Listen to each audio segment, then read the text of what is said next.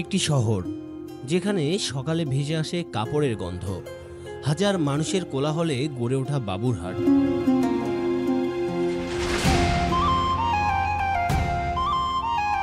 সেখান থেকে হঠাৎই ঢুকে পড়লাম এক আধুনিক স্বপ্নে, ড্রিম হলিডে পার্ক। আলো আর রঙের খেলা যেন এক রূপকথা।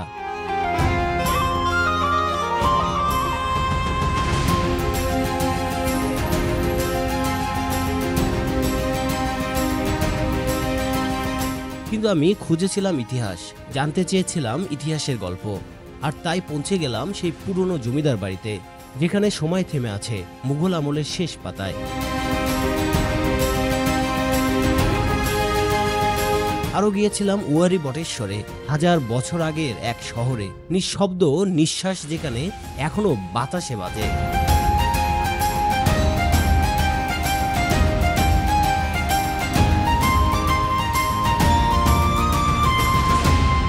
নরসিংদী জেলার বেলাবর বিখ্যাত সেই 400 বছরের পুরনো মসজিদ দেখে কার না ভালো লাগে। যদিও 2008 সালে প্রায় 4 কোটি টাকা ব্যয় করে আবারও নতুন করে মসজিদটি সংস্কার করা হয়েছে। আজকে আমি নরসিংদী জেলা ঘুরব, পুরো নরসিংদী জেলা আপনাদের কাছে তুলে ধরার চেষ্টা করব, জানাবো এর আদ্যপাদ্য এবং এর ইতিহাস। চলুন ভিডিওটি শুরু করা যাক।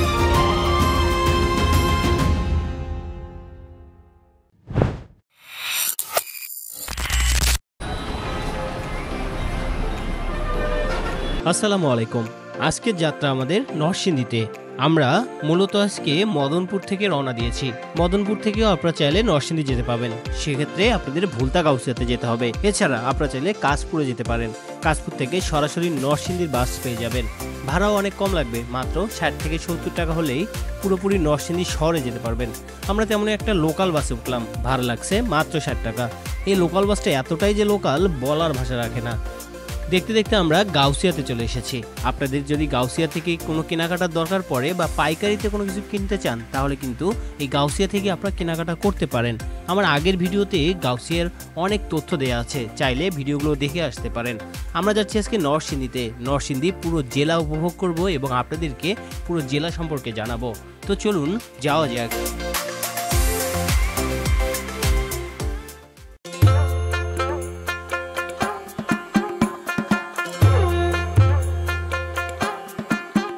নরসিংদী নামের উৎপত্তি নিয়ে একটি লোককথা আছে। প্রাচীনকালের এক সাধু নরসিংহ এখানে নাকি ধ্যানমগ্ন ছিলেন। তার নাম অনুসারে এলাকাটি নরসিংহদী থেকে নরসিংদী নামে পরিচিত হয়।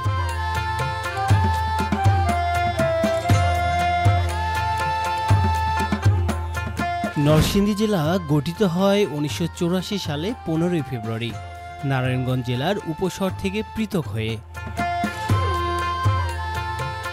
নরসিংদী বিখ্যাত এর বস্ত্রশিল্পে, বিশেষ করে মাধবদী ও শিবপুরের তাঁত শিল্প সারা দেশে পরিচিত। এছাড়া এখানে আছে প্রাচীন ওয়ারি বটেশ্বরী নগর সভ্যতা, বেলাবো কেন্দ্র মসজিদ, লক্ষণ শাহ জমিদার বাড়ি ও মন মুগ্ধকর ড্রিম হলিডে পার্ক।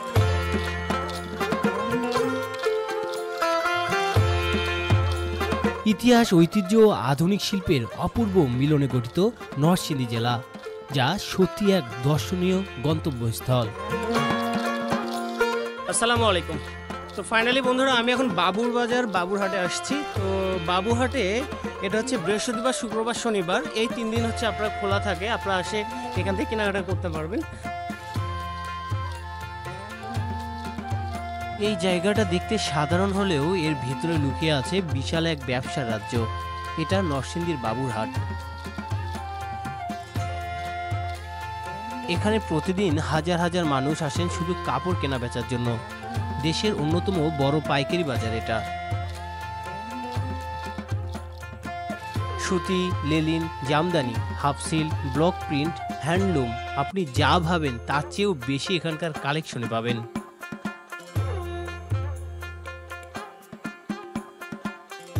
আপনি চাইলে এখান থেকে একটা ছোট বিজনেস শুরু করতে পারেন। নরসিংদীর বাবুরহাট শুধু কাপড়ের বাজার না, এটা একটা সম্ভাবনার জায়গা। আপনি যদি এখানে ঘুরে না এসে থাকেন, তাহলে একবার ঘুরে যেতে পারেন।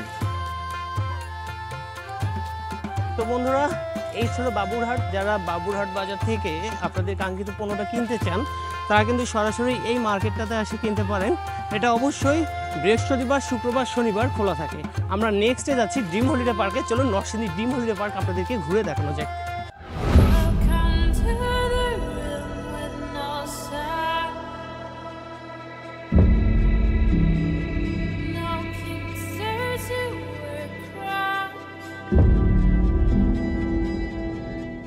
যেখানে চারপাশে শুধু কংক্রিট আর ক্লান্তি, সেখানে ড্রিম হলিডে পার্কে এক টুকরো প্রশান্তি। এখানে নেই ব্যস্ততা, নেই দুশ্চিন্তা, আছে শুধু হাসি, আনন্দ আর এক টুকরো ভালো থাকা।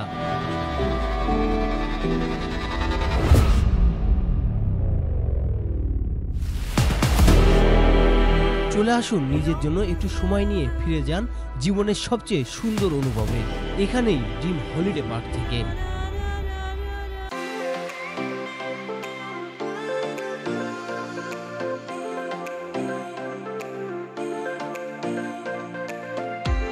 ফাইনালি আমি এখন হচ্ছে ড্রিম হলিডে পার্কের টিকিট কাটছি। এটা হচ্ছে 350 টাকা জন প্রতি। আর আপনারা যদি হচ্ছে ড্রিম হলিডে পার্কে একবার পুরো প্যাকেজ নেন তাহলে হচ্ছে আপনার একটা আছে 3500 টাকা প্যাকেজ আর একটা হচ্ছে 2500 টাকা।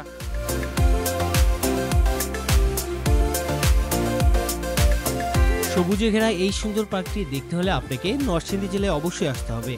আজকে আমি আপনাদেরকে এই পার্কের বিস্তারিত বলতে পারছি না, কারণ আজকে আমরা পুরো নরসিংদী জেলা ভ্রমণ করব। সংক্ষিপ্তভাবে এই পার্কটি আপনাদের কাছে তুলে ধরছি। এই নরসিংদী ড্রিম হলিডে পার্কে আসলে এরকম আপনারা কিন্তু চাইলে দোলনাও পেয়ে যাবেন, যে দোলনাগুলো তো বসে আপনারা কিন্তু অবসর সময় কাটাতে পারেন।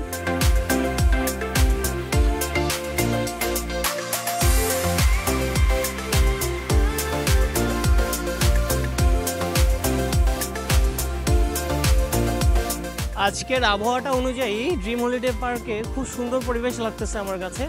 এটা যদি রোদ থাকতো তাহলে যারা আসছে পর্যটকেরা তারা কিন্তু এই রোদের কারণে ভালোভাবে পার্কটা উদযাপন করতে পারতো না। আজকে আকাশটা মেঘলা আকাশ আর সাথে বৃষ্টির আবহাওয়া মনে হচ্ছে, বাট বৃষ্টি আসবে না, কিন্তু খুব সুন্দর একটা নিরিবিলি একটা পরিবেশে লাগতেছে আমার কাছে। এখানে আমি আসছি আজকে হচ্ছে সোমবারের দিন। আপনারা যারা আসবেন তারা যদি শুক্রবার দিন আসেন তাহলে অনেকটা ভিড় লক্ষ্য করতে পারবেন।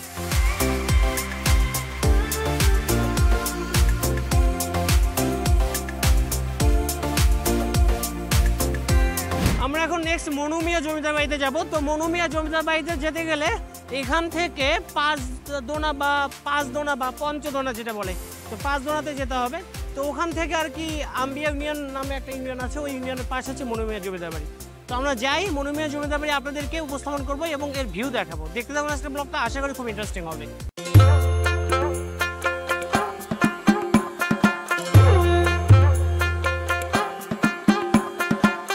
এটা হচ্ছে 5 দোনা মোড়। 5 দোনা মোড় থেকে আপনারা সিএনজিতে করে রাঙ্গাবাজার যেতে পারবেন। আর এই রাঙ্গাবাজারে কিন্তু আপনার রাজবাড়ি বললে সবাই চেনে, জমিদার বাড়ি বললে মূলত কেউ চেনে না। আমরা এখান থেকে মূলত সিএনজিতে করে চলে যাব। তো দেখতে থাকুন আজকের ব্লগটা, আশা করি খুব ইন্টারেস্টিং হবে।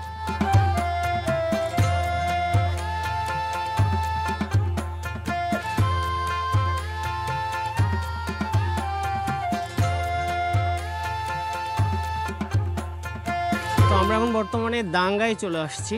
তো এই দাঙ্গা থেকে 30 টাকার মতো রিক্সা ভাড়া লাগবে, সরাসরি রাজবাড়িতে আপনারা যেতে পারবেন। তো এটা এই এলাকার মানুষগুলো রাজবাড়ি বলে, কিন্তু এটা আসলে মূলত জমিদার বাড়ি।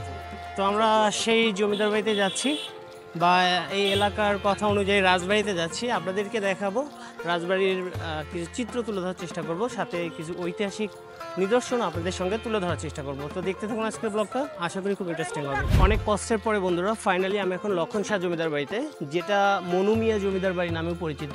মুঘলের সময়ে যারা জমিদারদের নিযুক্ত করতেন তাদের ভিতরে এই লক্ষণ শাহ জমিদার ছিলেন সে সময়ের একজন জমিদার। তিনি এই জমিদার বাড়িটি স্থাপন করেন। বাংলাদেশের প্রচলিত তথ্যে এটা মনু মিয়া জমিদার বাড়ি নামেও পরিচিত। আমি আপনাদের মনু মিয়া জমিদার বাড়ি বা লক্ষণ শাহ জমিদার বাড়ি কিছু তথ্য দিব এবং আপনাদেরকে দেখাচ্ছি এর ভিউটা। এটা এখনো পর্যন্ত সেই সময়ের হলেও এখনো পর্যন্ত এর যে আর্কিটেকচার বা এর কালার, এর সৌন্দর্য এখনো পর্যন্ত সুন্দরভাবে মানুষকে মুগ্ধ করে।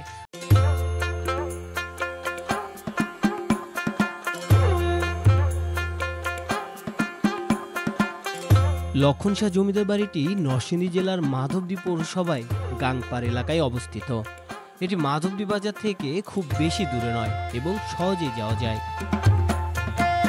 এই জমিদার বাড়িটি প্রতিষ্ঠাতা ছিলেন লক্ষণ শাহ, একজন সম্ভ্রান্ত হিন্দু ব্যবসায়ী ও জমিদার। ব্রিটিশ আমলে তিনি ছিলেন মাধবদী অঞ্চলের অন্যতম প্রভাবশালী ব্যক্তি। তিনি মূলত কাপড় ও সুতার ব্যবসার মাধ্যমে প্রচুর সম্পদ অর্জন করেন এবং স্থানীয়দের কর্মসংস্থানের বড় ভূমিকা রাখেন। পুরো বাড়িটি ব্রিটিশ ইন্দ্র স্থাপত্য শৈলীর ছোঁয়া রয়েছে। বিশাল ফটক, পিলার, কারুকার্যময় ছাদ ও দালান বাড়িটির সৌন্দর্যকে বাড়িয়ে দিয়েছে।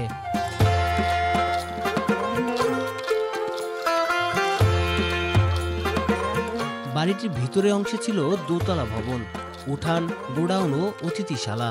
বর্তমানে কিছু অংশ ধ্বংসপ্রায় হলেও ইতিহাস আর ঐতিহ্যের গল্প এখনো বহন করে চলছে এই বাড়িটি। যারা ইতিহাস ভালোবাসেন কিংবা পুরনো স্থাপত্য দেখতে চান তাদের জন্য এটি একটি চমৎকার গন্তব্যস্থল। লক্ষণ শাহ জমিদার বাড়ি শুধু একটি প্রাচীন স্থাপনা নয়, এটি একসময় অর্থনৈতিক, সাংস্কৃতিক ও ঐতিহাসিক কেন্দ্রবিন্দু, যা আজও নরসিংদীর গর্ব হয়ে দাঁড়িয়ে আছে।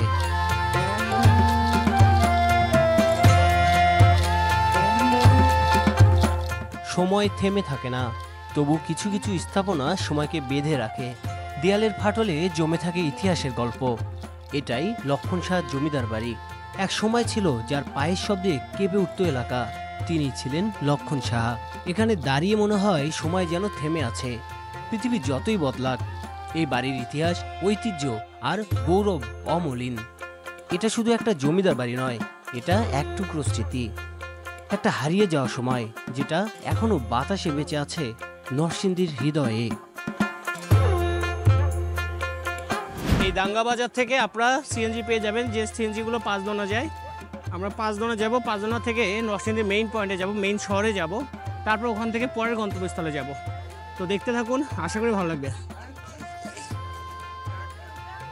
আনারসটা 40 টাকা দিয়ে কিনলাম। আমরা এখন পাঁচদোনা থেকে সরাসরি ওয়ারি বটেশ্বরীতে যাচ্ছি প্রাচীন সভ্যতা দেখার জন্য, যেখানে হাজার বছর ধরে প্রাচীন সভ্যতা লুকিয়ে আছে। আমরা দেখব এবং আপনাদেরকে দেখাবো। যেতে যেতে আপনাদের একটা কথা বলতে চাই, এখানে কিন্তু লটকর গাছ সবচেয়ে বেশি বিখ্যাত। নরসিংদী জেলায় যারা আসবেন তারা যদি লটকর না খেতে পারেন তাহলে অতৃপ্তিই থেকে যাবে। বাংলার বুকে গড়ে ওঠা এক প্রাচীন সভ্যতার নিঃশব্দ সাক্ষী ওয়ারি বটেশ্বর। নরসিংদীর এই ছোট্ট গ্রাম দুটি আমাদের ইতিহাসের হাজার বছরের পিছনে নিয়ে যায়। এখানে আবিষ্কৃত হয়েছে প্রায় 2500 বছরের আগের নগরায়নের চিহ্ন, প্রাচীন ইটের প্রাচীর, রূপ্র মুদ্রা, মাটির মনুষ্য মূর্তি, আরো অনেক কিছু।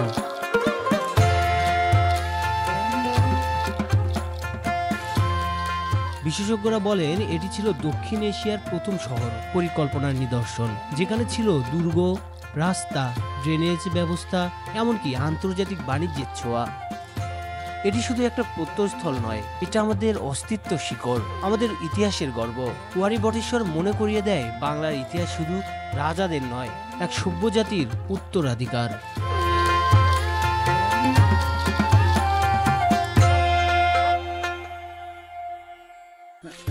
তো ফাইনালি আমি এখন ওয়ারি বটেশ্বরে আছি। তো এটাই হচ্ছে ওয়ারি বটেশ্বর। এখানে হচ্ছে মূলত প্রত্নতাত্ত্বিক অধিদপ্তর থেকে খনন কাজ শুরু করে এখান থেকে কিছু কুয়া বা সে সময়ের মানুষ যারা বসবাস করত তাদের হচ্ছে বসত বাড়ির কিছু চিহ্ন পায়, যার কারণে এখান থেকে কিছু জিনিসগুলো খনন করে তারা তোলে, প্রাচীর খনন করে তোলে। তাছাড়া কিছু কুয়া আমি আপনাদেরকে দেখালাম, কূপ যেগুলো ধরে এই কূপগুলো খনন করে তোলে। তো এইখানে আপনারা চাইলে এসে ঘুরে যেতে পারেন। তবে যারা শহর থেকে আসবেন এত দূরে আসার জন্য তাদেরকে আমি একটা কথাই বলবো যে এখানে এমন কিছু বড় ধরনের কিছু নাই যে আপনারা আসলেন, আসার পরে দেখে মুগ্ধ হয়ে যাবেন, এমন কিছু না। বাট যদি আপনারা ইতিহাস জানতে চান, ইতিহাসকে উপলব্ধি করতে চান, তাহলে আপনারা এসে এটা ঘুরে যেতে পারেন। তো এই ছিল ওয়ারি বটেশ্বর। আমরা ওয়ারি বটেশ্বর থেকে বিদায় নিচ্ছি। আমরা সরাসরি এখন চলে যাব আপনাদের নরসিংদীর শহরে। তো নরসিংদী শহরে যাব এবং নরসিংদী শহর থেকে কী কী দেখতে পাই সব কিছু আপনাদেরকে জানাবো। আমি আপনাদের লটকন দেখাই। এই অঞ্চলে লটকন পাওয়া যায়, দেখেন প্রতিটা গাছে গাছে দেখেন লটকন ধরে আছে, ঝক বান দিয়ে লটকন ধরে আছে, প্রতিটা গাছে এরকম লটকন ধরে আছে। দেখেন আমি একটা লটকন পারলাম আপনাদের দেখানোর জন্য। এখানে আশেপাশে অনেক লটকন বাগান আছে, আচ্ছা দেখছেন সব লটকন, মানে প্রতিটা গাছে গাছে লটকন ধরে গেছে, কত সুন্দর লটকন ধরছে। এগুলো এই বাড়ির যারা আছে তাদের। এই পাশে আরেকটা গাছ আছে দেখেন, এই গাছেও লটকন ধরে আছে। নরসিংদীতে লটকন খুব ভালো চাষ হয়।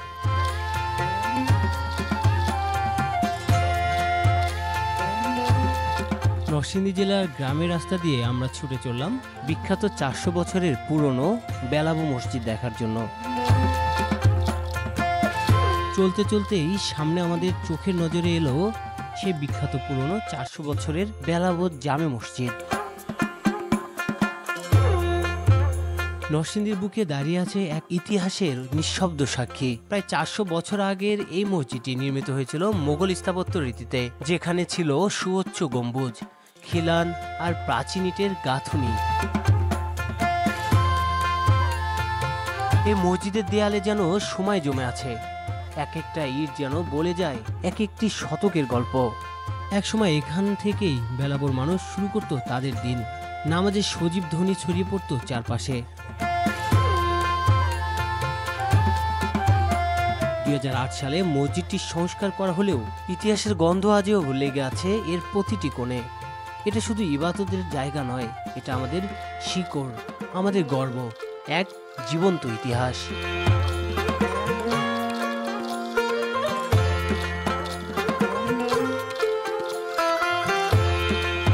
নরসিংদী জেলা যদি ঘুরতে আসেন তাহলে বেলাবোর এই বিখ্যাত জামে মসজিদ দেখতে একদম ভুলবেন না। এমনকি এই সুন্দর মসজিদ থেকে আপনারা এসে সলাতও আদায় করে যেতে পারেন।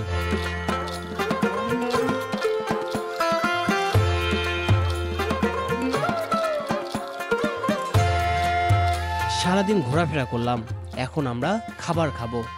চলুন দুপুরের খাবার খাওয়া যাক।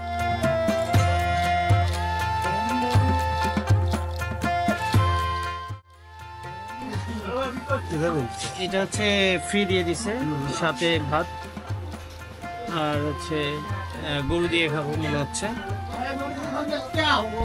তো প্রায় সকাল 7টার পরে যে নাস্তা করে বাড়াইছি, এখন বসলাম কেবল খাওয়ার জন্য। কতটা ক্লান্তি লাগতেছে এটা বলার। 150 টাকা এইটা, এই বাটি, এটা হচ্ছে গরুর বাটি।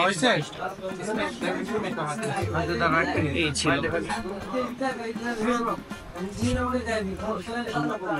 কারেন্ট চলে গেছে, ভালো হয়েছে।